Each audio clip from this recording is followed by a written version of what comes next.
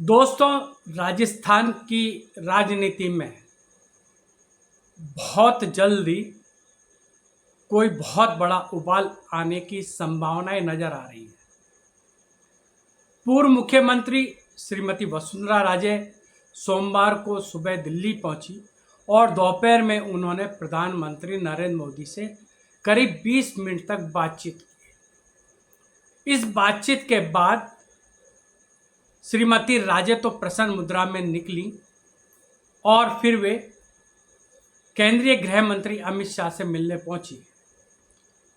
अब ये मुलाकात के बाद ही दिल्ली से लेकर जयपुर तक जो राजनीतिक घटनाक्रम चल रहा है, उसे देखते हुए कयास लगाए जा रहे हैं कि राजस्थान की राजनीति में बहुत बड़ा उबाल आने वाला है। ये उबाल क्या होगा, फिलहाल ये तो हम नहीं कह सकते, लेकिन बताया जाता है कि दिल्ली दरबार ने राजस्थान के मुख्यमंत्री भजनलाल शर्मा सहित कई वरिष्ठ मंत्रियों को और राज्यपाल को जयपुर बुला लिया है। यह भी सूचना मिली है कि राजस्थान के मुख्य सचिव सुधांशु पंत को भी ये दिल्ली बुलाया गया है। माफ़ कीजिएगा, हमने जयपुर बोल दिया। मुख्यमंत्री भजनलाल शर्मा और कई वरिष्ठ मंत्रियों को दिल्ली बुलाया गया है और इसी तरह से मुख्य सचिव सुधांशु पंत को भी दिल्ली बुलाया गया है।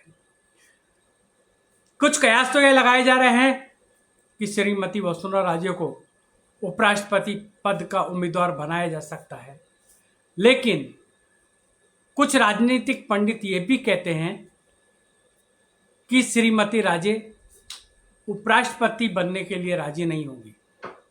वे सक्रिय राजनीति में ही रहना चाहती है। आपको पता होगा कि जगदीप धनखड़ के इस्तीफा देने के बाद से उपराष्ट्रपति का पद रिक्त है, लेकिन राजनीति के कुछ जानकारों का यह भी कहना है कि भीलवाड़ा जिले के मनोर थाना उपखंड के अधीन पीपलोदी गांव स्थित सरकारी मिडिल स्कूल की छत ढहने से 7 बच्चों की मौत होने के बाद आला नेतृत्व ने मुख्यमंत्री सहित वरिष्ठ मंत्रियों और अधिकारियों को दिल्ली तलब किया है।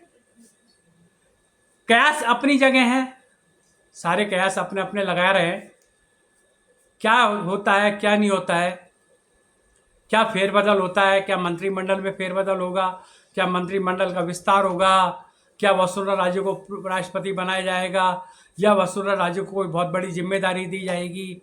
लेकिन सवाल यह है कि राज्यपाल को क्यों बुलाया गया। राज्यपाल हरिभाऊ किशन राव बागड़े को भी दिल्ली तलब किया गया है। ऐसी स्थिति में कयास थोड़े से गहरा गए हैं। मुख्य सचिव सुधांशु पंत भी दिल्ली तलब किए गए हैं। बताया जाता है कि पिछले कुछ लंबे समय से आला नेतृत्व के पास यह शिकायतें पहुंच रही थी कि राजस्थान के अंदर ब्यूरोक्रेसी पूरी तरह हावी है और पूरी ब्यूरोक्रेसी ने पूरी तरह अराजकता मचा रखी है। अधिकारी मनमानी पे उतरे हुए हैं, जनप्रतिनिधियों को तवज्जो नहीं दे रहे, जनप्रतिनिधियों की नहीं सुन रहे हैं और यह पीड़ा पूर्व मुख्यमंत्री वसुंधरा राजे भी अपनी अभी 3 दिन पहले की झालावाड़ यात्रा के दौरान दर्शा चुकी है।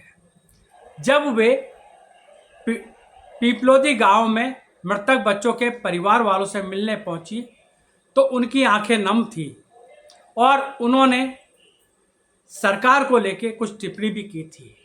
हालांकि उस टिप्पणी का अधिकृत वीडियो कहीं उपलब्ध नहीं हो पाया है, लेकिन माना जा रहा है कि उन्होंने सरकार को लेके कोई टिप्पणी की थी।